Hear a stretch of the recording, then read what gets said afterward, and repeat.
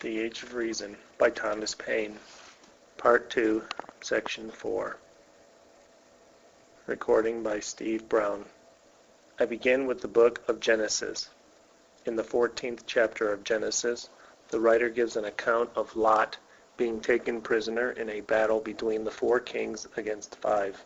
and carried off, and that when the account of Lot being taken came to Abraham, he armed all his household and marched to rescue Lot from the captors, and that he pursued them unto Dan. Verse 14. To show in what manner this expression, pursuing them unto Dan, applies to the case in question,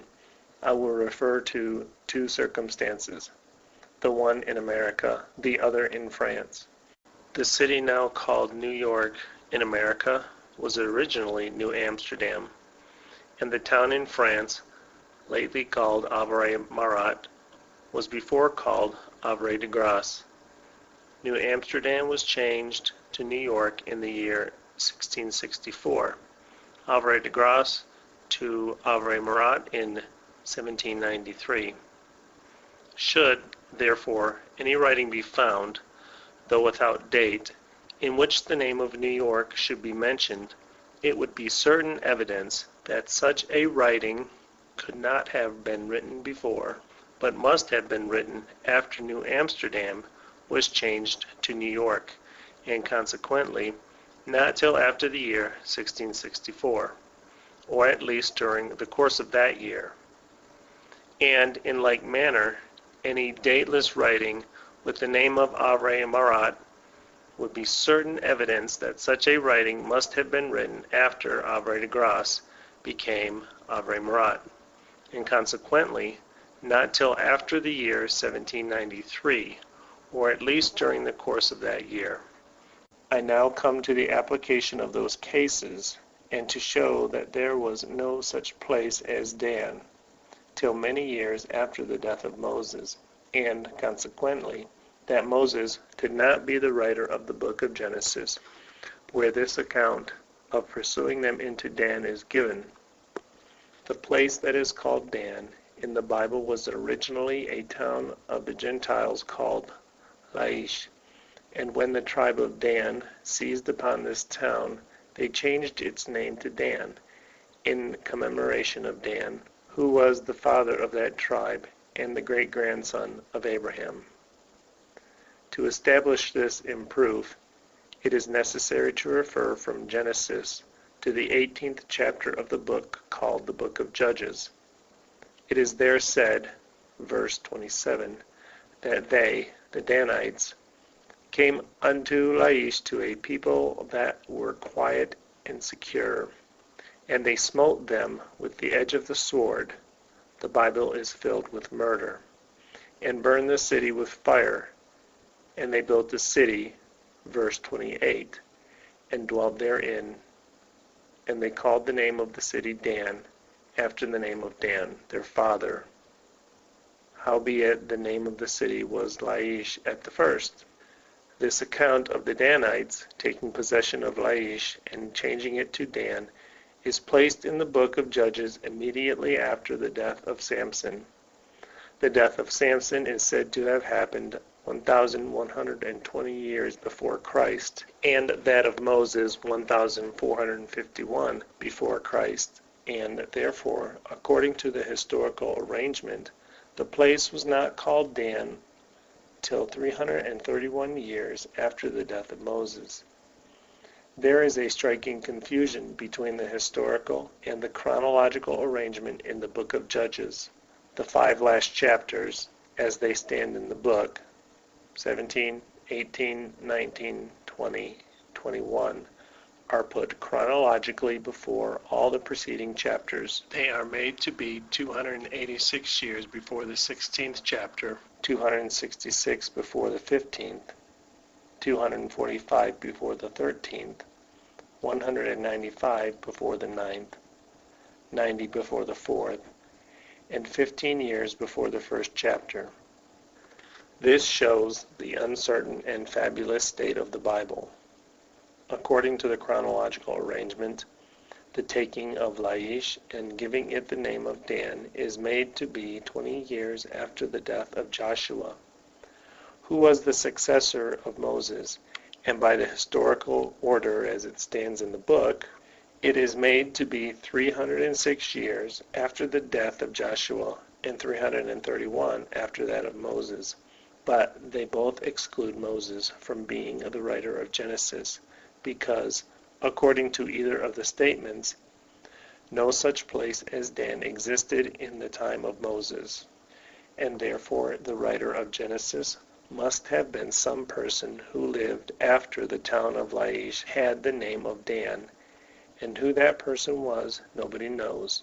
and consequently the book of Genesis is anonymous and without authority. I proceed now to state another point of historical and chronological evidence, and to show therefrom, as in the preceding case, that Moses is not the author of the book of Genesis. In the 36th chapter of Genesis, there is given a genealogy of the sons and descendants of Esau, who are called Edomites, and also a list by name of the kings of Edom, in enumerating of which it is said, verse 31, "And these are the kings that reigned in Edom, before there reigned any king over the children of Israel." Now, were any dateless writings to be found in which, speaking of any past events, the writer should say, "These things happened before there was any Congress in America, or before there was any convention in France," it would be evidence that such writing could not have been written before, and could only be written after there was a Congress in America, or a convention in France, as the case might be, and, consequently, that it could not be written by any person who died before there was a Congress in the one country or a convention in the other. Nothing is more frequent, as well in history as in conversation, that to refer to a fact in the room of a date, it is most natural so to do, first, because a fact fixes itself in the memory better than a date; secondly, because the fact includes the date, and serves to excite two ideas at once, and this manner of speaking by circumstances implies as positively that the fact alluded to is past, as if it were so expressed. When a person, speaking upon any matter, says, "It was before I was married, or before my son was born, or before I went to America, or before I went to France," it is absolutely understood, and intended to be understood, that he had been married, that he has had a son, that he has been in America, or been in France. Language does not admit of using this mode of expression in any other sense, and whenever such an expression is found anywhere, it can only be understood in the sense in which it only could have been used. The passage, therefore, that I have quoted, that these are the kings that reigned in Edom before there reigned any king over the children of Israel, could only have been written after the first king began to reign over them, and, consequently, that the book of Genesis, so far from having been written by Moses, could not have been written till the time of Saul at least. This is the positive sense of the passage, but the expression, any king, implies more kings than one. At least it implies two, and this will carry it to the time of David, and if taken in a general sense, it carries it through all the time of the Jewish monarchy. Had we met with this verse in any part of the Bible that professed to have been written after kings began to reign in Israel, it would have been impossible not to have seen the application of it. It happens then that this is the case. The two books of Chronicles, which gave a history of all the kings of Israel, are professedly, as well as in fact, written after the Jewish monarchy began, and this verse that I have quoted, and all the remaining verses of the 36th chapter of Genesis, are word for word in the first chapter of Chronicles, beginning at the 43rd verse. It was with consistency that the writer of the Chronicles could say, as he has said, 1 Chronicles chapter I, verse 43, "These are the kings that reigned in the land of Edom before any king reigned over the children of Israel, because he was going to give, and has given, a list of the kings that had reigned in Israel.